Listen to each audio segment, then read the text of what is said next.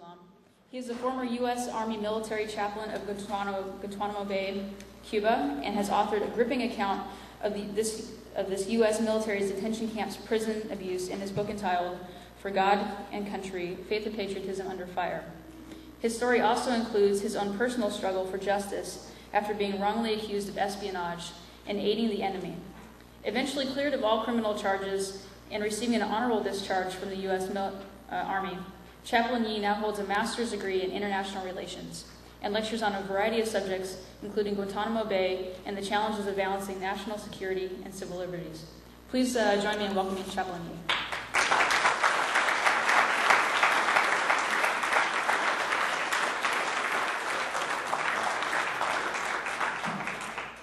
Thank you very much.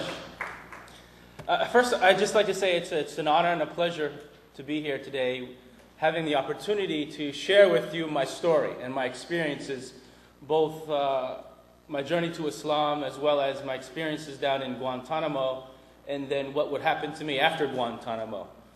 So really, I thank all of those who were really instrumental in bringing me here today and with the invitation. Let me give you a little bit more of a short background of myself. Yes, I am a third-generation Chinese American. I'm a West Point graduate. I'm a former soldier, a former officer, and a former chaplain of the U.S. Army. And as a former soldier, I was even deployed in the aftermath of the first Gulf War, serving as a Patriot missiles fire control officer during the aftermath of the first Gulf War. But not only have I myself had that military experience, but I come from a family that is rather rooted in the military. I have a younger brother who is also a West Point graduate.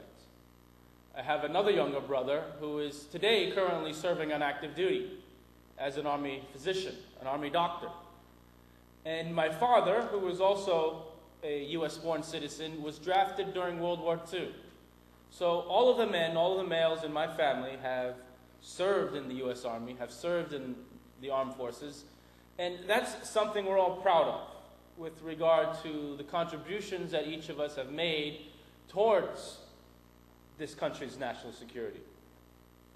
But not only am I a former military man, but I'm also a Muslim convert. I converted to Islam back in 1991.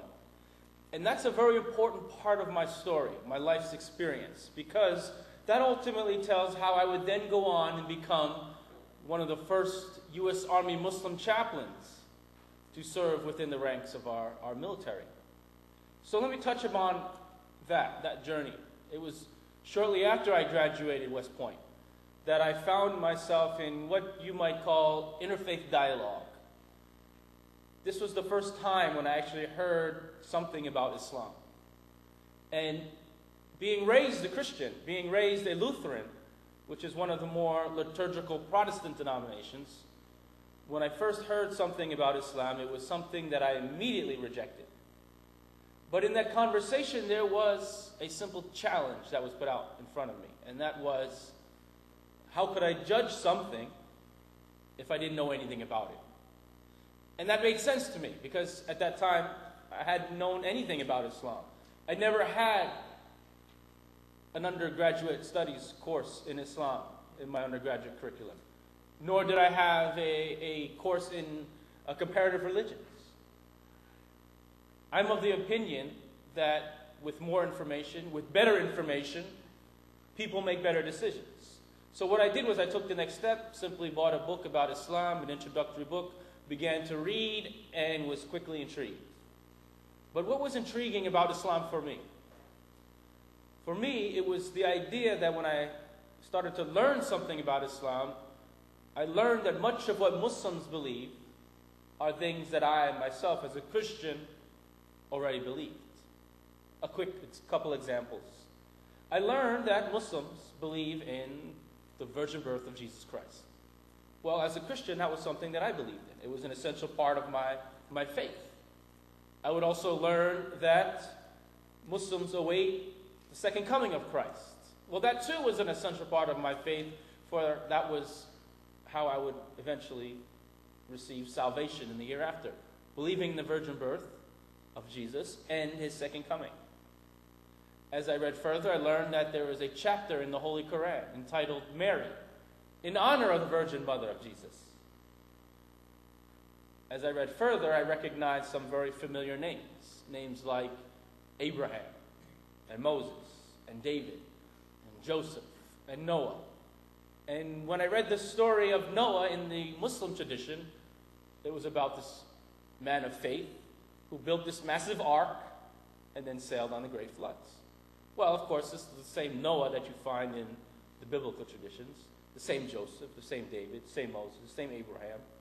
And these individuals were essentially men of faith who taught a simple message, and that was to believe in one God, something which I myself believed in, one God. The same message that Jesus would teach, and then the same message I would learn that Muhammad would teach. And that's how I converted to Islam. So for me, when I converted to Islam on this doctrinal level, it was, I would say, a reconfirmation of my monotheistic faith in one God. But when I converted to Islam, I thought I'd be practicing Islam much as I was practicing Christianity as a young man in my early 20s. As a young man in my early 20s, a Christian, I was someone who simply wanted to be a simple Christian. Someone who simply believed in the doctrine of the Trinity, the Father, the Son, the Holy Spirit. I would have recognized other people, other Christians, who I would have defined as religious Christians. They were religious because they went to church every Sunday. They were very active in their Bible study classes, going every other night. If they went to a church service, they ensured they went to a service that would give the communion sacrament so that that person could partake in that religious observance. I just wanted to be a simple Christian. When I converted to Islam, I had the same idea or same mentality. I just wanted to be a simple Muslim, someone who believed in one God. I would have recognized other people who I would have defined as being religious Muslims. And who were these religious Muslims? To me, they were those who were praying not only 5 times a day, which is one of the pillars of Islam, but they prayed much more. They prayed throughout the night.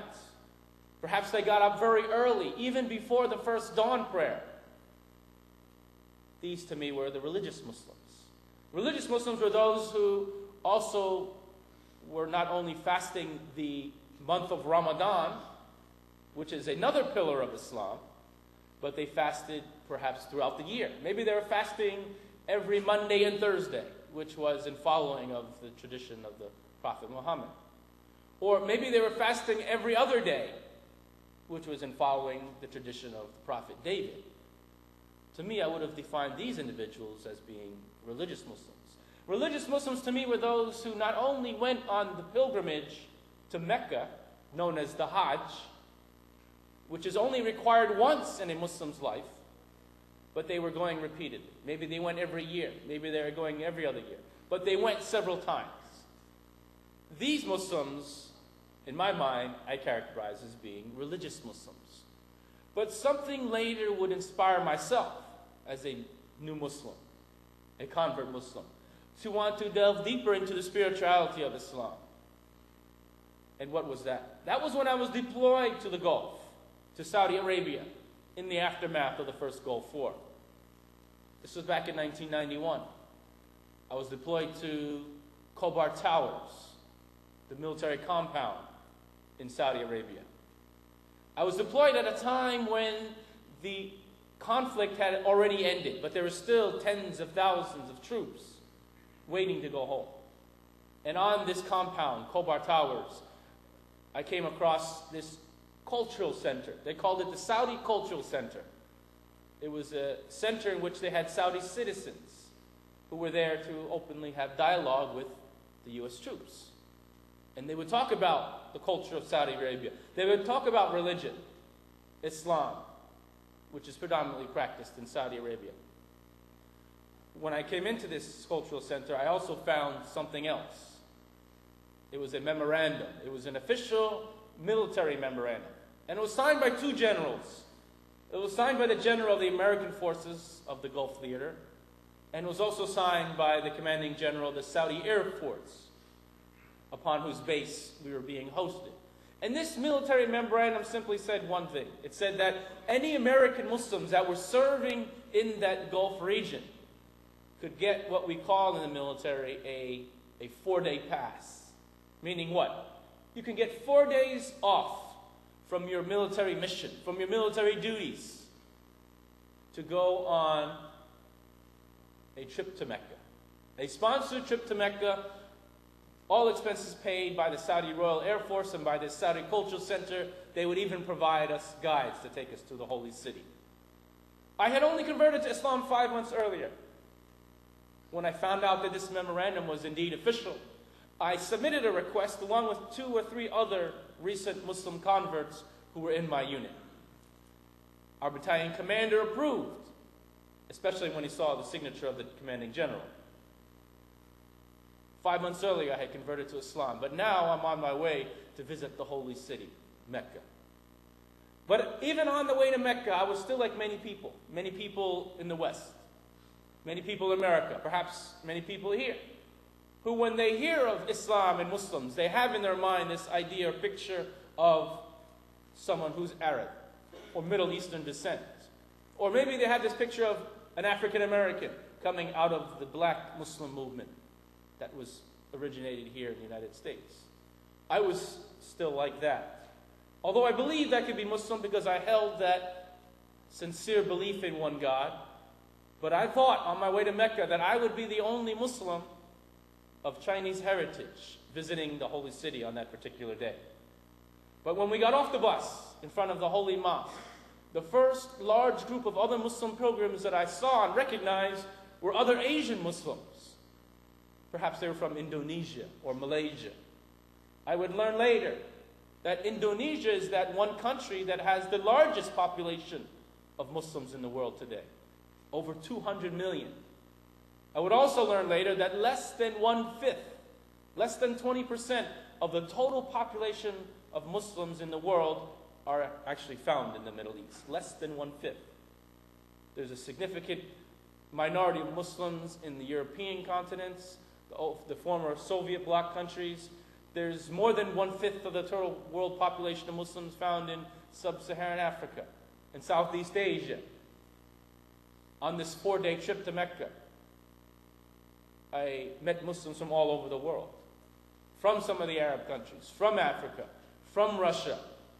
I even met some other Muslims from America. They were students. They were studying Islam traditionally under Muslim scholars in the city of Medina, which is Islam's second holiest city, also found in Saudi Arabia. So this short trip to Mecca, this minor pilgrimage to Mecca for me was an eye-opening experience. I saw this vast display of diversity, people of all different races, of all different ethnicities, joined together simply in their belief in one God. Now this was the same diversity that was instilled in me as a youngster growing up in America, going to social studies class, learning that the people in this country, if you're not Native American, then your ancestors come from somewhere outside what is known today as the United States. I learned in social studies class as a youngster that our ancestors immigrated here through places like Ellis Island, and that we often hear this expression that America is this melting pot of colors and ethnicities. This was the diversity that I was raised upon, and this was the diversity that I actually saw being implemented, applied in Mecca on any particular day when I made this pilgrimage. So for me, this was an inspiration. You might say I had a Malcolm X-like type experience. And this was the catalyst, this was the spark that would cause me to want to know more about the religion of Islam that I had converted to, more than just the surface level doctrine of believing in one God and the lineage of these prophets. This is what would cause me to delve deeper into the spirituality and the law, the religious law that we find in Islam. I would leave active duty a few years later and pursue traditional Islamic studies. I went to Damascus, Syria, to learn how to read and write Arabic so that I could properly recite the Holy Quran. I learned Islam under traditional Muslim scholars. And then I would return to the United States when I learned that my application to rejoin the U.S. military had been accepted. And I came back into the military in 2001 as a Muslim chaplain. When I left active duty, I actually thought perhaps I might be the first Muslim chaplain to serve in the ranks of our U.S. military. When I converted to Islam, I had recognized there were Christian chaplains, there were Jewish chaplains, but there weren't any Muslim chaplains. And then I questioned, how could Muslims in the ranks be properly represented if there weren't any Muslim chaplains? So I thought perhaps maybe one day I would be the first. And that's when I left active duty, went and studied, and returned. But when I came back into the military in 2001, I wasn't the first Muslim chaplain. By this time, there were already 1 or 2 Muslim chaplains now serving in the U.S. Air Force. There were 1 or 2 serving in the U.S. Navy. And there was already a small handful, maybe 5, 6, or 7, now serving in the U.S. Army. But when I rejoined the military in 2001, I was the newest Muslim chaplain. Now we fast forward just 9 months later, in September of 2001.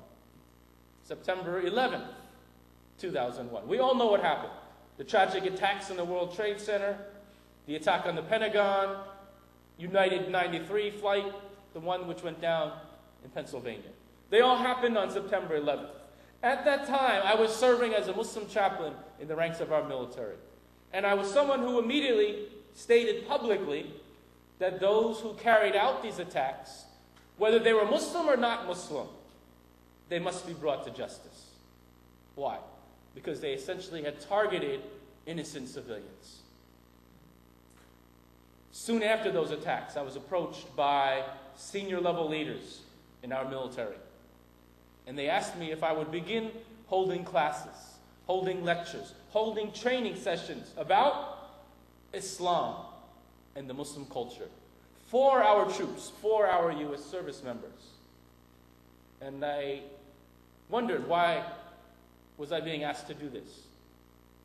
I think the reason was because our military leaders knew at that time, immediately following 9/11, that these soldiers would soon be deployed to Muslim countries. Countries like Iraq, countries like Afghanistan, and other Muslim nations. Well, I began holding these lectures, these training sessions. Perhaps many of these soldiers who attended my classes, they were deployed to Iraq or Afghanistan. Maybe they were deployed to both of these places by now.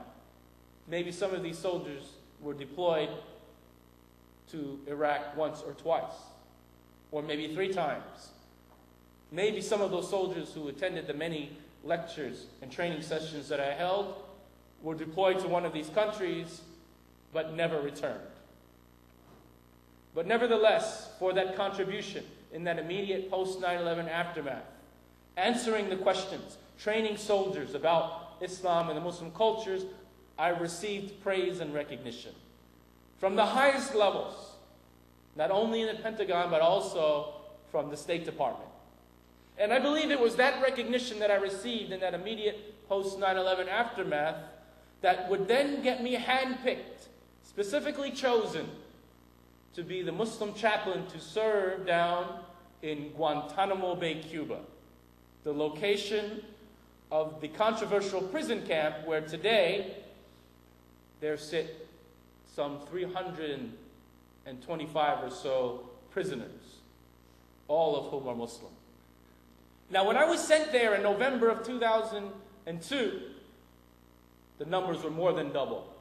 There were some 660 prisoners being held in Guantanamo. And again, each and every one of them was Muslim. Again, I speculated, why was I being sent, a U.S. Army Muslim chaplain, to Guantanamo Bay, Cuba, to be the Muslim chaplain of this prison operation, in which every single prisoner is a Muslim? I speculated that the reason was so that our government, so that the Pentagon could state, so they could state that yes, we do have hundreds of Muslim prisoners held here in Guantanamo. But they would also be able to state that they also had their Muslim chaplain down in Guantanamo. And what did that mean? That meant that we were being very sensitive to the religious needs of these Muslim prisoners, and that would mean that we were also treating them in a very humane manner. That's what I speculated as to the reason why I was sent to Guantanamo.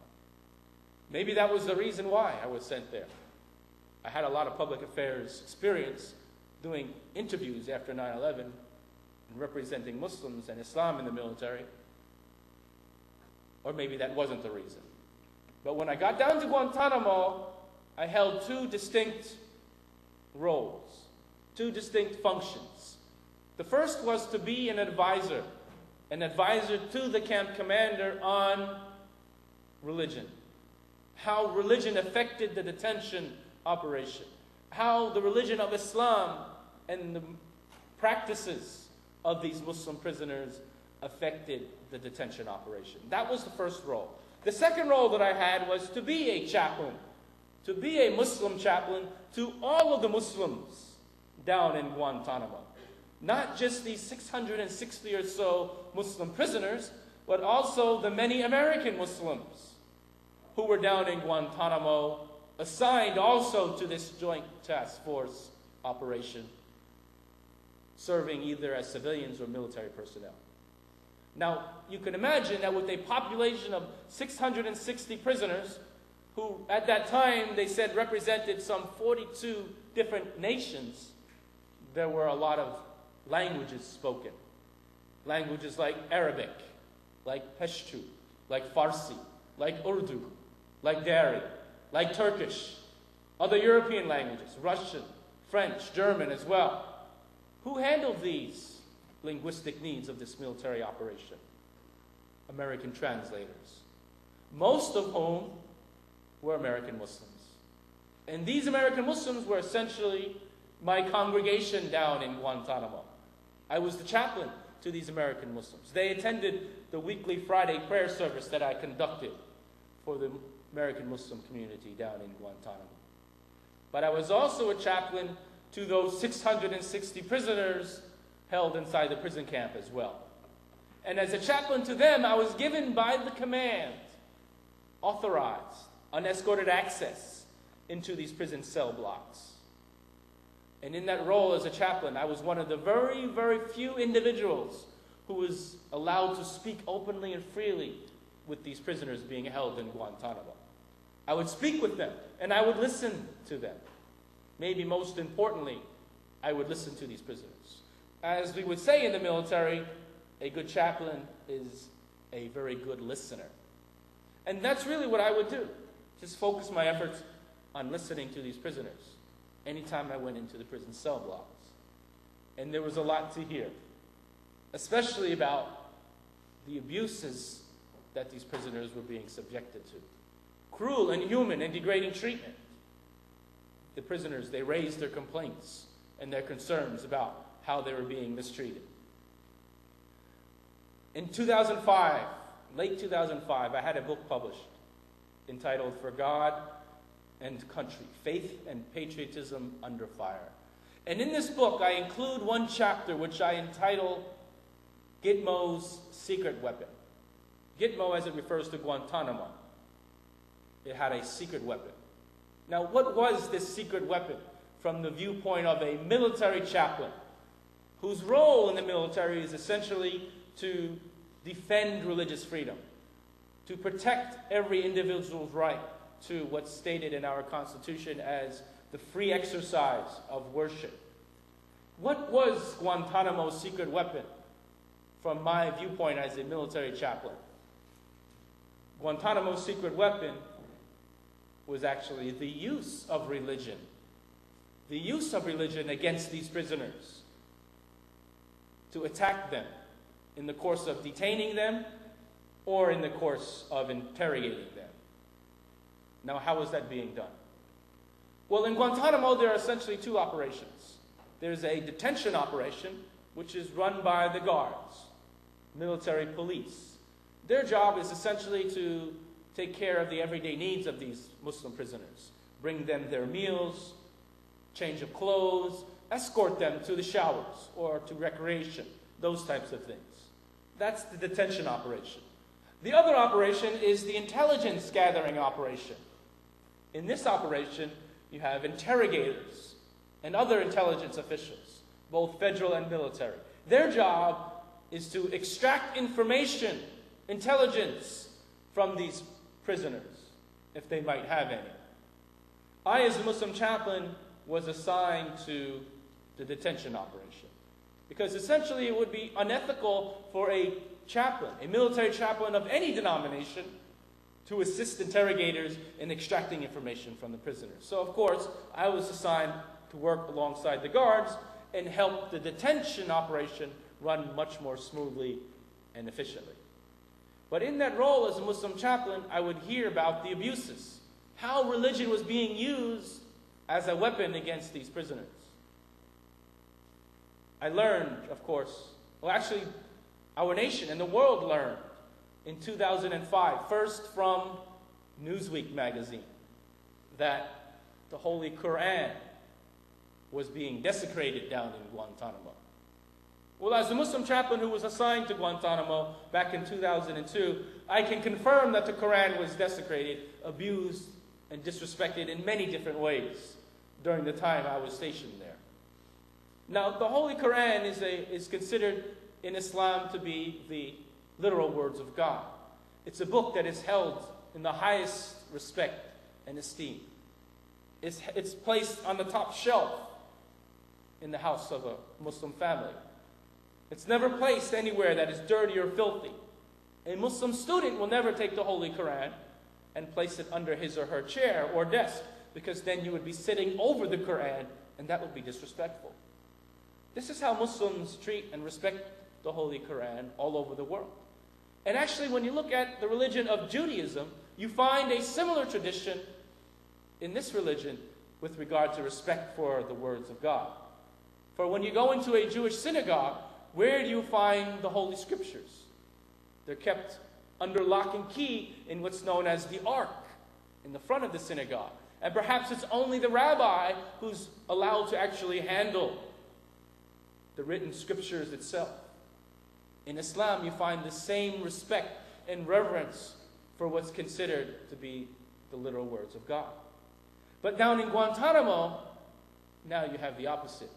You have U.S. personnel disrespecting the Holy Quran, desecrating the Holy Quran in order to try and frustrate these prisoners. And how is that being done? When I first got to Guantanamo, I actually observed how guards, when they searched the cells of these prisoners, how they would search all of their items, and they would search even the Qurans that are found in the cells. Every prisoner was allowed to have a Quran. But when they searched through the Quran, they would take the holy book, they would turn it upside down, and they would shake it violently, thinking something dangerous might fall out. Instead, it was the pages that were torn and ripped, the bindings. And when they were finished searching the Qurans, they would simply toss them on the floor and then move on to their next item. And this happened in front of the prisoners. And when they saw the Qurans being tossed on the ground, they became furious. They became angry. They caused disturbances. They began to bang on their steel beds. They began to bang on their steel doors in protest of how the guards were recklessly tossing the Qurans on the floor. Now, of course, in any prison operation, there is a need for proper security operations, to search cells, to look for what might be contraband, a potential weapon. There's a need for that process. But in that process in which they were handling the Qurans, they were disrespecting it, knowing that this would also frustrate the prisoners. But then these protests, these prisoner protests, they become much more extreme. They turn into hunger strikes, then suicide attempts. Some of the prisoners attempted to hang themselves in protest of how the Holy Qurans were being disrespected and abused. And that occurred when it was learned that the interrogators inside the interrogation room were taking the Holy Qurans in front of that shackled prisoner sitting in his chair, and they would toss it on the floor in front of them. And they would stamp on it. They would kick the Qurans across the floor in those interrogation rooms. There have even been reports that Qurans were urinated on. These are found in investigations, military investigations, into the abuses of the Holy Quran. And this is what led to these mass suicide attempts. Prisoners were protesting to that extreme when they saw the Holy Qurans being desecrated. Now this became a problem. It became a problem for everyone in the entire camp. It was a problem for, of course, the Muslim prisoners. It was a problem for American Muslims who also didn't appreciate the holy words of God being abused. It was a problem for the guards. Why? Because when the interrogators were desecrating the Quran, who did the prisoners take their anger out on? It was the guards back in the cell blocks. And it was such chaos that the guards couldn't control the prisoners. It was also a problem even for the interrogators and the intelligence officers, especially when they realized one thing. They realized that if one of these prisoners actually does commit suicide and is successful in his attempt, what would that mean? That would mean that that prisoner who is now dead in his cell lying on the floor could no longer be considered what we called in the military an intelligence asset. Meaning what? Meaning that prisoner could no longer be interrogated. How are you going to interrogate a prisoner who is now dead from committing suicide? You can't. Not another word would ever come out of that prisoner's mouth because he's now dead. So even the intelligence officers saw this as a problem. And so everyone wanted to resolve this problem. A problem which the interrogators themselves really contributed to. But they didn't know what to do. And they would actually approach me and they would turn to me and they would say, "Chaplain, what do we do? How do we solve this problem?" One of the things that I did do was I authored a policy. It's called the Standard Operating Procedure in the military, SOP. And this policy did simply two things. It allowed the prisoner to search the Quran in front of the guard himself, from within his cell. He would show the guard there's nothing hidden in the Quran. And then the Quran would be stored high up in his cell in a cloth holder. And then when that prisoner needed to be taken out of his cell to be escorted to the showers or to the recreation, by the time the door of his cell is unlocked, he was already shackled through the slot in his door, at the wrist and at the waist and at the ankles. That's how prisoners in Guantanamo are shackled. So by the time the door of his cell is unlocked, he's already secured and shackled. And so if there was any possibility that that prisoner was able to hide something in the Quran, by the time he's let out of his cell and the door is unlocked, he's already shackled, and the possibility of them going to retrieve that something and then even using it to harm someone would be virtually impossible. So my policy took into account two things.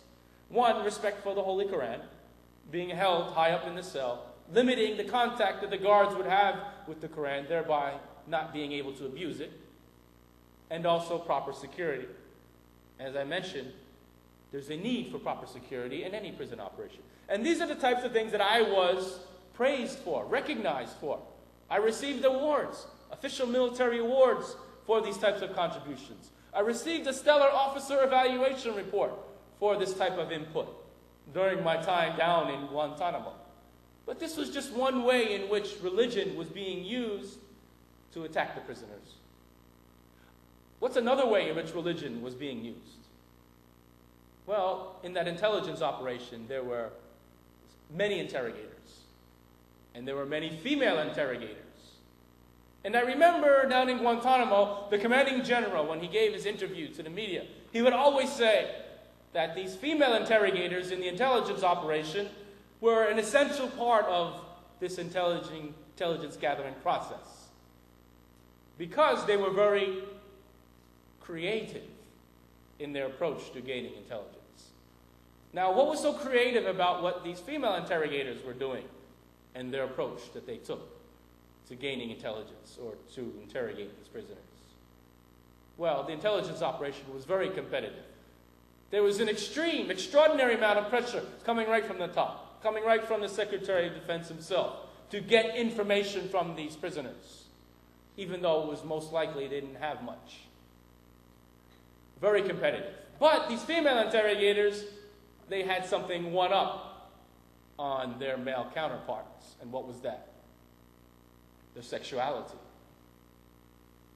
In Islam, what you find is, in conservative Islamic societies, very limited contact, even physical contact, between members of the opposite sex, especially in public.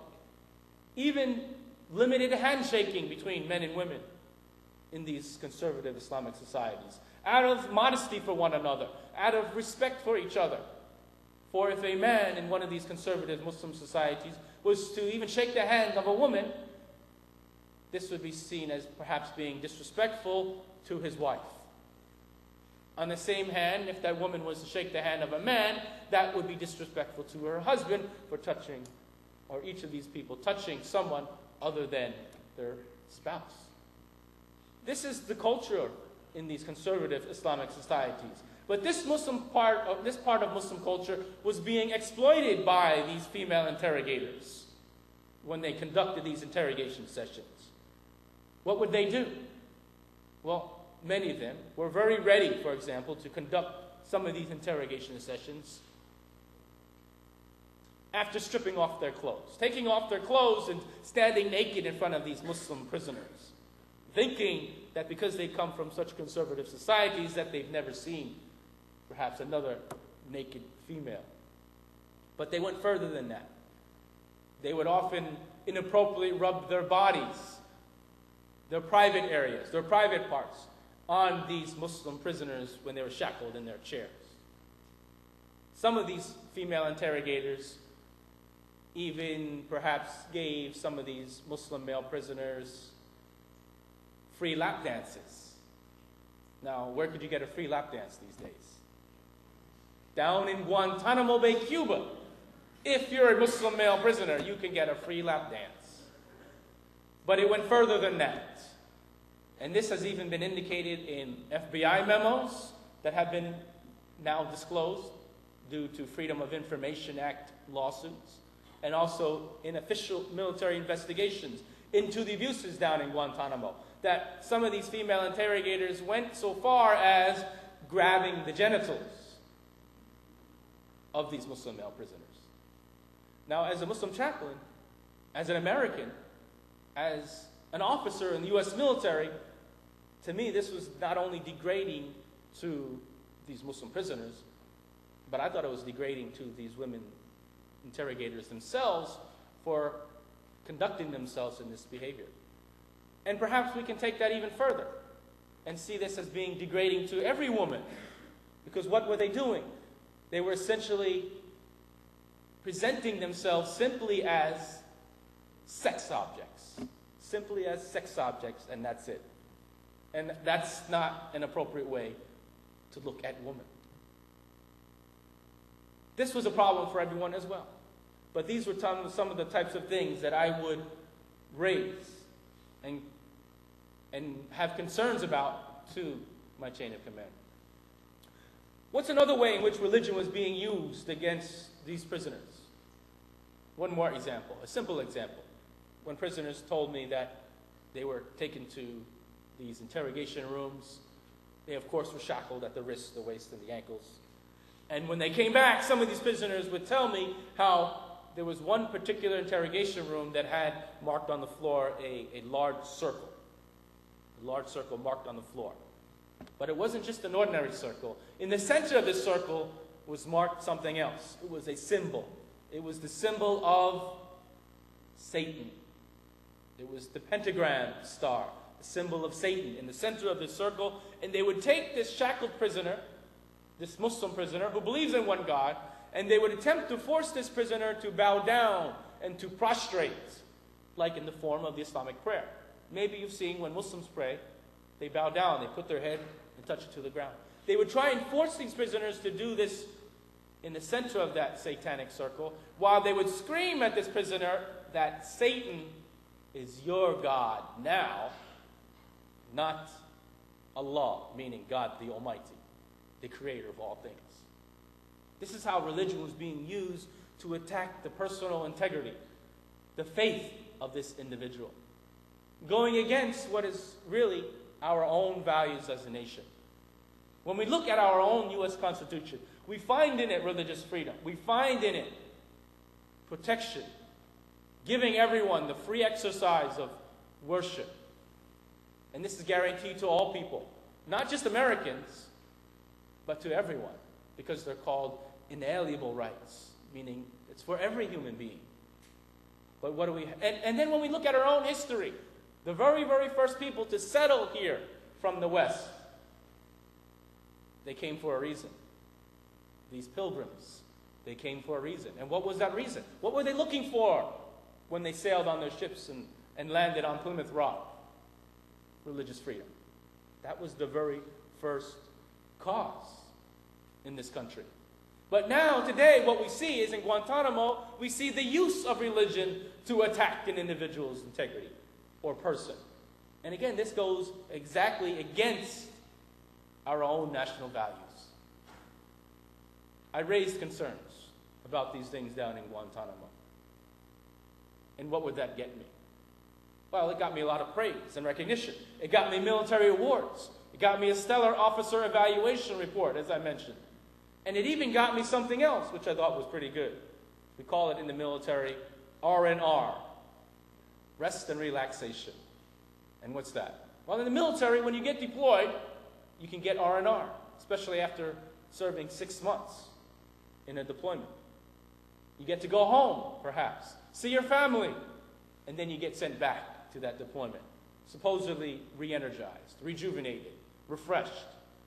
Even soldiers today who are serving in Iraq, sometimes they get R&R. They come all the way home. They get to see their families, and then they get sent back to the combat zone. Down in Guantanamo, I got R&R after serving 10 months. I thought I would come home for 2 weeks, see my wife and daughter, and then return, finish the last 2 months of what would be a full year of duty down in Guantanamo. I would come back into the United States, land in Jacksonville Naval Air Station. That's the first stop where U.S. service members come back into the country after serving in Guantanamo. But when I landed, I was met by some people. I was met by customs officials, immigration officers, and they would search through my bags. I also learned later that there were other people who were involved in this particular search. It was the FBI. These FBI agents had contacted these customs officials, even as early as the day before my arrival, and again that very same morning of my arrival. And they instructed these customs officials to single me out, identify me before I even step off that plane, and have my bag searched. And that's what actually happened. So this wasn't a routine customs search, which you might expect when you come back into the country. This was a search being conducted, in my view, by an extension of a law enforcement agency, the FBI, without probable cause. So this, to me, was a violation of my constitutional right to be free from an illegal search and seizure. That's found in the Fourth Amendment. But I'm coming back into the country. These customs agents searched my bag. To me, at that point, it was no big deal. So what? Maybe one of my constitutional rights was trampled that day. It's not like I was carrying anything I wasn't supposed to have been carrying, had any illegal contraband, or had some meats or food that I wasn't supposed to be bringing into the country, or whatnot. But it mattered because these customs officials would then say that they found in my backpack what they called suspicious documents. They called them suspicious documents. And then all of a sudden, out of nowhere, there were these FBI agents, these military intelligence officers who somehow were maybe just happening to be standing by. And then they would take these suspicious documents and they would say, these are actually classified documents. And then they ran to the general and they got an arrest warrant. And I was arrested in secret. I never showed up at the airport that day like I was supposed to have to meet my wife and daughter. It was like I had disappeared, gone, never showed up. My wife was worried. She called my parents in New Jersey to see if they had heard from me, and they hadn't heard anything. Nobody knew where I was. I was gone. But I had been arrested in secret. And then my family learned of where I was about 10 days later, after government leaks to the media was then reporting that The Muslim chaplain from Guantanamo Bay, Captain Yi, had been arrested, was now sitting in a super maximum security prison in Charleston, South Carolina, and I was being accused of spying, espionage, aiding the enemy, and even something they called mutiny and sedition, which is like trying to overthrow the government. These are all capital crimes, especially in a time of war. And indeed, during the first few days of my arrest, there was a military prosecutor, a military attorney, who threatened me with the death penalty. But now I was sitting in this maximum security prison in Charleston, South Carolina, and it's known as the Consolidated Naval Break. And if you look up this facility, it's the very same facility that our U.S. government uses to hold what is termed U.S. citizen enemy combatants. Foreign enemy combatants, we know, are held in Guantanamo Bay, Cuba, and perhaps in some other CIA black sites that our president has admitted to. But if you're declared an enemy combatant and you hold U.S. citizenship, then you get sent to Charleston, South Carolina, to the Consolidated Naval Break, and that's where they sent me. And the military would also say that that was just a coincidence. But that was no coincidence. Because of the way in which they transported me there, I know that that wasn't a coincidence. They threw me in the back of this truck, next to an armed guard. There were two other armed guards in the front. I was shackled. I was shackled at the wrists and at the waist and at the ankles, just like prisoners down in Guantanamo are shackled. And interestingly, the military calls this form of shackling putting the subject in a three-piece suit. Not a three-piece suit like you buy at the mall, made by Armani. Not a three-piece suit like that. It's a three-piece suit of chains where you're shackled at the wrists, the waist, and the ankles. And then in that manner, they threw me in the back of this truck. And that armed guard would take out of his bag these goggles. And they were painted black. And then he put them on my eyes. So now I couldn't see anything. Then he would take out of his bag these heavy industrial type earmuffs, this ear protection. And then he put them on my ears. Now I couldn't hear anything.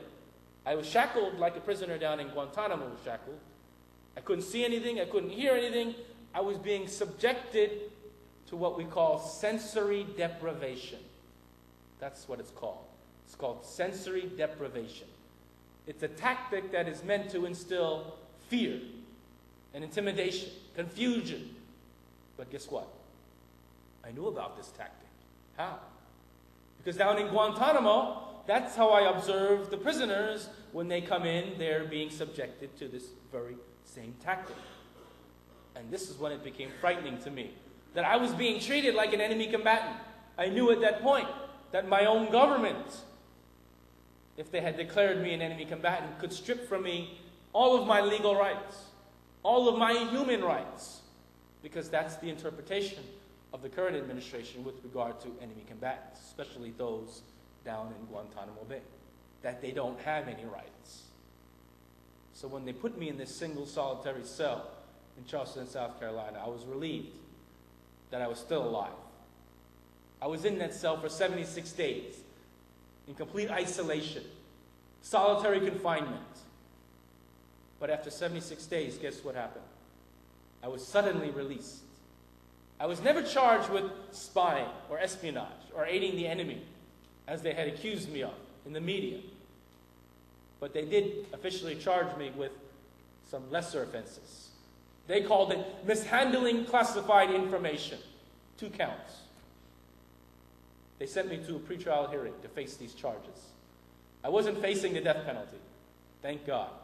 But I was still facing about 13 or 14 years in jail. And by the time I went to this pretrial hearing, I was fortunate to at least been able to retain a military law expert to provide me legal counsel, a military law expert named Mr. Eugene Fidel from Washington, D.C. And in this pretrial hearing, what would we do?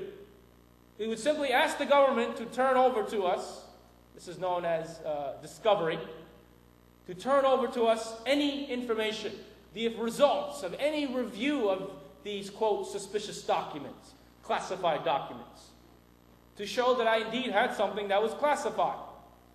And in this pretrial hearing, the government would respond. The military would say, well, we actually haven't even conducted such a review. So what happened next? Well, of course, the pretrial hearing was delayed. Because what had happened? The military had arrested me in secret. They treated me like an enemy combatant, subjected me to sensory deprivation, separated me from my family, held me in isolation for 76 days, threatened me with the death penalty, accused me of these heinous crimes, and then they would charge me with mishandling classified information, and then they hadn't even determined that I had anything that was classified. So of course that pretrial hearing was delayed. It was delayed again, and then again, maybe 5 or 6 times, so they can carry out a fuller investigation to try and find some classified information to hold me accountable for these charges that they had now brought against me. But after months of investigation, what would happen next? Even these lesser charges that they brought against me were then dropped. I was sent back to duty. I was reinstated as a Muslim chaplain, sent back to Fort Lewis, Washington. And it wasn't long before I would then tender my resignation from the U.S. Army. And when I separated from the Army in January of 2005, I received an honorable discharge. And in addition, on my way out, they would give me a second U.S. Army Commendation Medal for, quote, exceptional meritorious service. How do you figure that one out? It's easy. Because what happened to me was a gross miscarriage of justice. It was a huge error on the part of the U.S. military and the U.S. government, accusing me of these heinous crimes. But why did it happen? I say it happened for 3 reasons. One, I'm an American Muslim in a very dangerous post-9/11 era in which the civil liberties of all people in this country are being eroded. And the American Muslim community is under that much more scrutiny. Because today what we're finding in our society is something called Islamophobia, where people look at Muslims and automatically think that they're inclined to violence or that they might be a terrorist. I'm an American Muslim.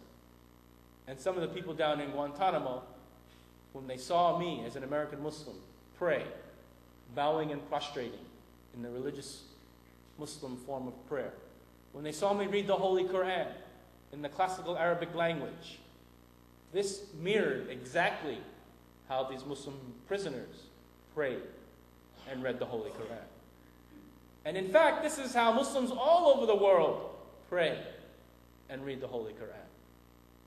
But to those individuals in Guantanamo, it meant to them, whether it was out of ignorance, lack of knowledge, hypervigilance, or even it was out of sheer bigotry, it meant to them that I was also the enemy. And they would come after me and arrest me. It happened for a second reason. And that reason is my ethnicity. Being a Chinese American, through the course of this entire ordeal, I was able to learn what one of the initial allegations that was made against me. And that was, quote, who the hell does this Chinese Taliban think he is, telling us how to treat our prisoners? I was called a Chinese Taliban. Not just a Taliban. They called me a Chinese Taliban. And that's an obvious indication that someone was disturbed that I'm Chinese. Something which I'm very proud of. But there was a third reason why this happened to me. As it's stated in the subtitle of my book, Faith and Patriotism Under Fire. My patriotism was under fire. As a chaplain, a Muslim chaplain, an army officer down in Guantanamo Bay, Cuba, what was I doing? Except advocating for American values. Values like diversity, tolerance, religious freedom, justice, humane treatment of prisoners. These are all things that our country should be upholding. These are all things that our country should be advocating for. And that's what I did as a chaplain, as an officer down in Guantanamo Bay, Cuba. But some people were disturbed that I would protect our values, our American values. And who was being disturbed? Perhaps it was those people who were engaging in that prisoner abuse. And by me coming forward with these abuses, these incidents of abuses, perhaps they felt threatened that if it was exposed, that it was them that perhaps committed these potential war crimes, they could be in some very deep trouble. And they would come after me. That's my experience. That's my story. That's what happened in Guantanamo, and that's what would happen to me afterwards. But what do I hope you all take away from what I've talked to you today about? I hope it was an eye-opening experience. It was educative. That you've learned something about this place called Guantanamo, which has had an enormous negative effect on the reputation of the United States. That has tarnished the reputation of our country as a country that was once upheld as a beacon of human rights and a nation that upholds the rule of law. Because today, the countries around the world do not see us as that. Certainly not. Especially after 9/11, when we had the sympathies of the world behind us. But because of the types of policies that were enacted, because of places like Abu Ghraib in Iraq and Guantanamo, that reputation and that sentiment towards America has changed. There's an all-time anti-American sentiment around the world today. And that's because of the existence of places like Guantanamo. So I hope that my talk today has, one, been educative, that you've learned something about Guantanamo. But I hope it will also be an inspiration to you, that you as an American, that you as someone in this country has the ability to help change the way things are. Because ultimately it will be up to us. It will be up to the people.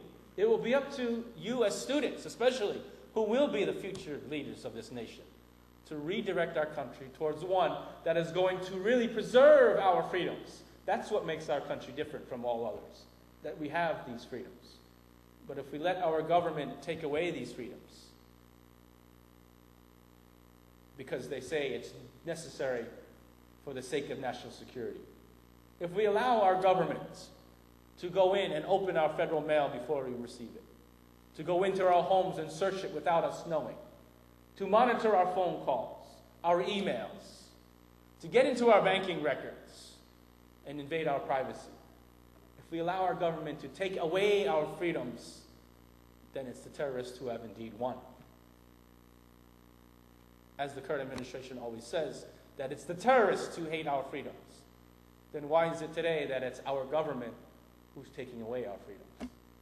So I hope that my talk will be one in which you will see this, and that it will be you again who will do everything that you can to really preserve those rights that are guaranteed to us in our Constitution.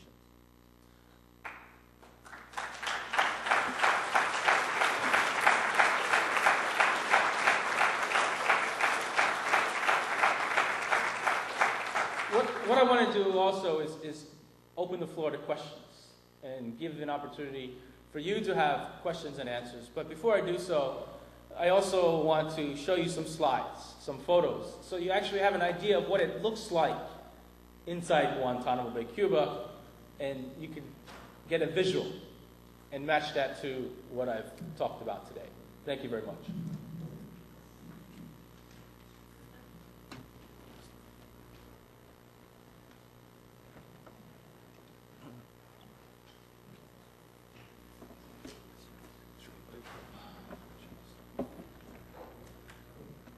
Real quick, let me go through some slides. We can go to the website. This is the front gates of Camp Delta. This is where I worked down at Guantanamo. This is how prisoners used to be transported to Guantanamo. As you can see, they're strapped in the back of these cargo planes, military cargo planes. They're hooded. But to me, not what's not only appalling about how prisoners are being treated, but what's hanging over their head. Our flag. Again, how prisoners were transported to Guantanamo.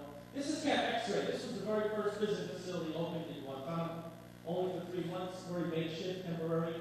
The cells in this camp, these chain link cells, like cages, were of Camp X-Ray. This was actually a picture that was released by the U.S. military to try and convince the world that we were actually treating prisoners in a very human way.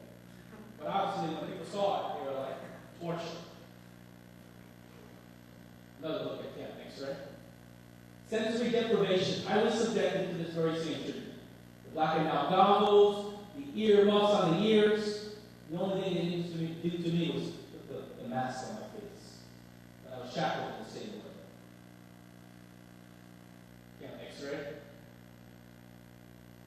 This is what Camp X-Ray looked like from the top. Now, when you look at this picture, what do you think? It looks like someplace you might keep animals, like a cattle stable or a kennel or something like that. And the prisoners would tell me, they would say, look, you're treating us like animals here. Even the guard dogs you have down in Guantanamo have air-conditioned facilities. And that's actually true. That's how prisoners were showered in Camp X-Ray. Then you had Camp Delta. Camp Delta opened 3 months later in April of 2002.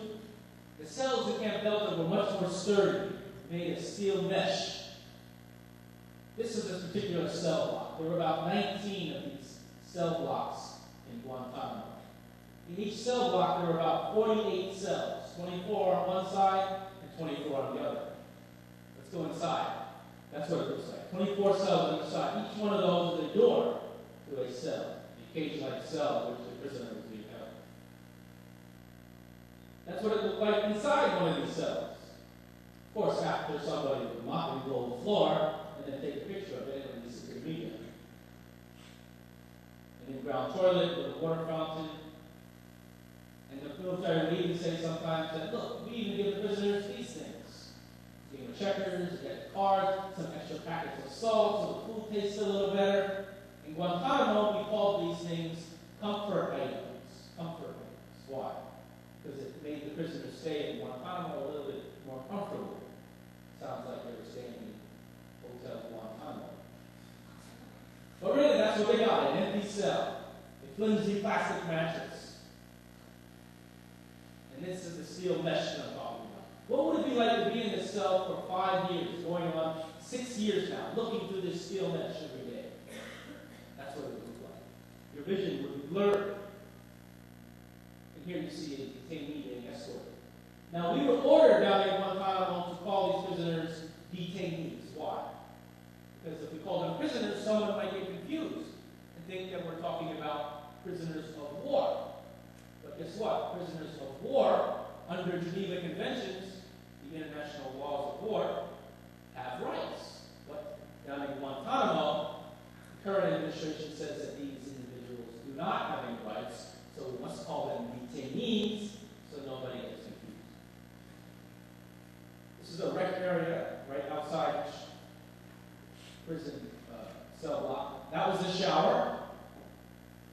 And that's how the Qurans were being held up in the cells, as I mentioned, in a cloth holder to avoid the guards using the Qurans. The guard towers that oversee the entire camp, there are many of these. And again, you see many of them donned with the American flag. And that's so that if prisoners get abused, all they got to do is look up.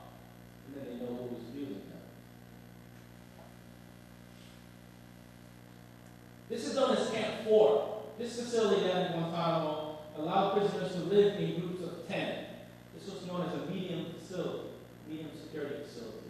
They lived in places like this, which you can see the multiple beds. But the prisoners down in Camp 4 would tell me, they said, look, this is just like being in solitary confinement, except I have 9 of my friends here with me. Camp 4 from the top view. But it did allow group recreation. Camp Delta didn't allow that. This is known as Camp Iguana. Camp Iguana is interesting because it held what is known as juvenile enemy combatants. Juvenile enemy combatants. meaning they were 12 to 14 years old. 12 to 14-year-old prisoners were held in Guantanamo, and they were kept in this facility. Camp Echo was a much more isolated facility for individual prisoners. As you can see in this type of cell, there was no other human contact except the guards. Even to the extent that the prisoner would not even have to be taken out of the cell for interrogation. The interrogator could come to him. As you can see, the interrogation room right adjacent to the cell. That prisoner would never have to come out of that cell for any reason. This is known as Camp 5. Camp 5 did not exist when I was down in Guantanamo. And as you can see, it's much like a permanent prison facility here in the U.S. They say this houses about 50 to 100 prisoners, with heavy steel locking doors and everything. There's a similar, this is what it looks like in one of these cells in Camp 5. A little bit claustrophobic. And then there's Camp 6, which has been built afterwards. It cost $37 million to build Camp 6, which houses 100 to 200 prisoners. And from what I've heard, most of the prisoners have been moved from Camp Delta into Camp 5 and 6. And guess who might have gotten the contract to build one of these facilities? A subsidiary of Alabama. This is an interrogation room. As you can see, there's a D-ring on the floor, and the prisoner would be strapped to that D-ring, the hands, the wrist, the waist, and put in a capture-like position in what they call the stress position, for hours as that prisoner would be interrogated. And sometimes they did need medical attention. Here's the detainee hospital where they would be brought. These are actual pictures of military brags that they had a brand new dental chair down in Guantanamo, and the highest medical technology, even to perform surgeries if necessary. But why would they need to perform any surgeries down there? Unless somebody's getting their arm broken. But they also have these chairs. These chairs were known as force-feeding chairs, because many of these prisoners, as I mentioned, went on a hunger strike. And when they deteriorate, their bodies deteriorate to less than 80 pounds, then the military down there says that the mission is to preserve life. So they don't allow these prisoners to die from hunger strikes. And instead, they strap them in these chairs, they take this plastic tube, they lube it with petroleum jelly and Vaseline, and then they shove it down the prisoner's nose. And they force feed that prisoner what they think will die, so they don't die. This type of feeding, very torturous, stopped the hunger strike of 130 prisoners down to 4 within 2 days, because they couldn't take this process of being force fed. So that's what Guantanamo looks like. You see all the facilities. Does anyone have any questions or comments that you might want to make? We get lights? Yep, right here. I was curious what happened to you during the period, the 3+ months that you were detained. Were you spoken to at all? Were you interrogated verbally? Can you reveal any of that? Yeah, how was I treated? How was I treated when I was held? I was interrogated the first day. I was arrested by FBI agents, military intelligence, customs, the whole 9 yards. But when they put me in the cell, I had anticipated that there was going to be more interrogations, but they never occurred. What was ironic about my imprisonment was very strange. Down in Guantanamo, as a Muslim chaplain, I was actually able to preserve some of the rights for Muslim prisoners down in Guantanamo. I was able to ensure the call to prayer was made 5 times a day for the Muslims to pray during the correct times. I made sure that those arrows were painted in every cell so that Muslims can pray towards Mecca. Ensure that the meal schedules were adjusted during the holy month of Ramadan so that Muslims could fast, the prisoners could fast, even while being prisoners, eating before dawn and then eating after sunset. But when I was taken into custody as a U.S. citizen, my rights were denied. My religious rights specifically were denied. Yes, there was a great chaplain, and I asked him for 2 things. I said, look, all I need are 2 things from you. I said, 1, prayer times, so that I could pray during the proper times. And they wouldn't even allow me to see a clock for that matter, to know what time it was. But I asked for the prayer times. And I figured that chaplain, who was not a Muslim chaplain, he was a military chaplain, one of the Protestant denominations. And I figured, well, how would he know where to get the Muslim prayer times? So So I said, just go to the internet, go to www.islamicfinder.org, punch in the zip code, and you can get the prayer time. And he said, oh, I can't give it to you. They won't allow me to give you prayer time. So then I said, well, how about a compass direction to the northeast? So I can pray towards Mecca. From North America, Mecca is in the northeast. Some people have this idea that Muslims always pray to the east. Well, if you're a Muslim and you happen to be in Japan, you pray to the west because that's where Mecca is. But for North America, we pray to the northeast. So I asked the chaplain, can you get me the northeasterly directional compass? He said, no, I can't give you that either. They won't allow me to give you that. And I understood why. Because I'm a former soldier. I was trained. And if they told me which way was northeast, then I, of course, would figure out which way was north, and then which way was east, which way was south, and which way was west. And if I knew all of that information, guess what? If I was able to escape from this super maximum security prison, then of course I would know which way to run, right? Well, of course, basically, what are we saying? My religious rights as a U.S. citizen was denied. The same rights that I was able to protect for so-called terror suspects down in Guantanamo. That's how I was being treated. Unfortunately, the dialogue on torture in the U.S. has been reduced from we shouldn't do it because it's wrong to we shouldn't do it because it's ineffective. With your own experience, did you witness any sort of evidence that detainees were inclined to give up information to people who were desecrating the brand and so forth? I wasn't part, as I mentioned, of the specific interrogation operations and was given actually strict guidance to stay away from the intelligence operation, so I never entered across that line. But yes, I mean, it's clear, when you torture someone, the information you get is not going to be accurate. And actually, these guys here, these three guys here from Britain, they're British citizens. They were held in Guantanamo. These guys in Guantanamo actually confessed to meeting Osama bin Laden. They confessed to meeting Osama bin Laden in this big meeting. And then what happened? Well, the British intelligence agencies, MI5, MI6, they would later say, no, it's not possible that these guys met Osama bin Laden during the time that they said they did. Because they knew definitively, and they had records of these guys being in Britain at that particular time. So the British intelligence knew that these confessions couldn't be true. But where did these confessions come from? Well, it was the way in which they were tortured under these interrogations. So it's clear, that they give you information that's not accurate. And that's very dangerous. Why? Because if you get information and someone says, look, this attack is going to take place, or so-and-so is getting ready to carry out this attack, and it's not accurate, we've actually thought that we disrupted a plot. But perhaps there is a real plot that is in place. But now we're feeling as, we're secure from a potential plot, but the information we went on is not accurate, and that real plot may still be out there. We may arrest him. Well, of course, lives are going to be torn. There's in this flyer here about your life, it mentions at the bottom a defense fund. I wanted to see if you could just address anything that's going on now with you legally or anything else. Religious, I have a Chaplain E Defense Fund, Chaplain James E Defense Fund. And that's because in the course of this whole ordeal, in this case, in the military, they will give you a military attorney to defend yourself, to legally defend you. But you have the right to retain, to hire a civilian attorney at your own expense. And that's what I did. I hired one of the best, as I mentioned, legal military law experts in the country.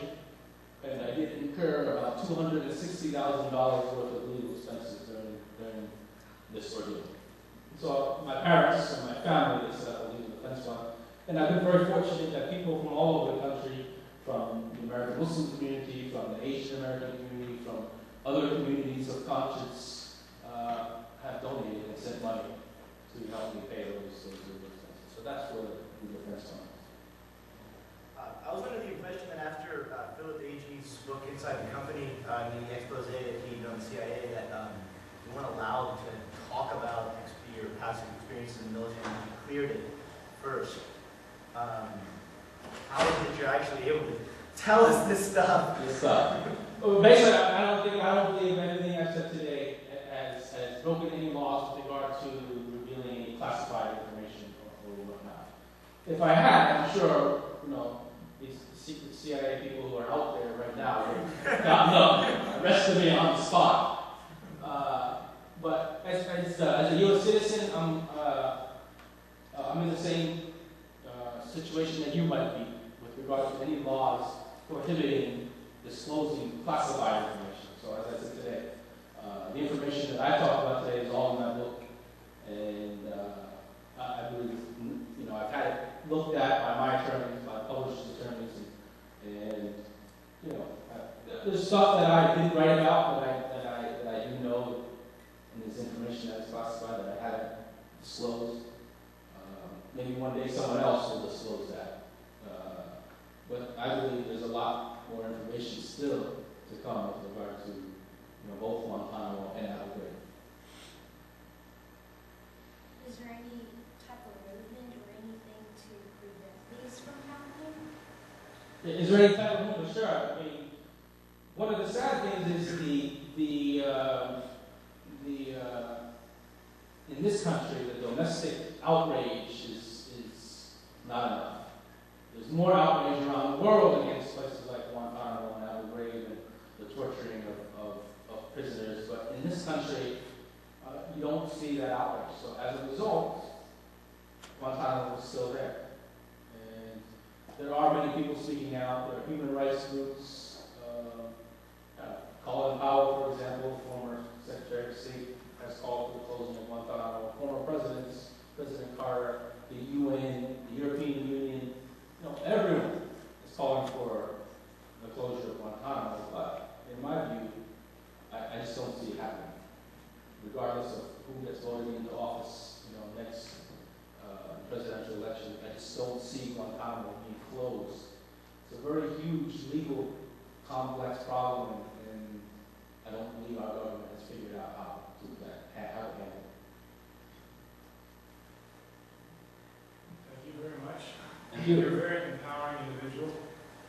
And regarding your question that you just asked, there is a war march in San Francisco, a march against the war this Saturday. And so if you feel to take that next step in your life, for your voice to be heard, maybe not physically by everyone in the United States of America, but by other people with same things going on in your mind, same ideas of a better United States of America where our freedoms are reinstated. 10 a.m., the Peace Club's meeting at the flagpoles to carpool down to the city on Saturday, and the march starts at 11 in front of the Civic Center. For me, my suggestion also would be to take the next step and further educate yourself. There's some good documentary films out there if you want to see a film. These guys here made a film after they were released. It's called The Road to Guantanamo. If anyone is interested in seeing a dramatization of what they went through as prisoners, as well as, I saw a movie this past weekend called Rendition, the policy that our government has really picked up after 9/11, where they can capture someone, kidnap someone, and then because our government says we won't torture them, they send them to a country that will torture them. And this has happened to many people since 9/11.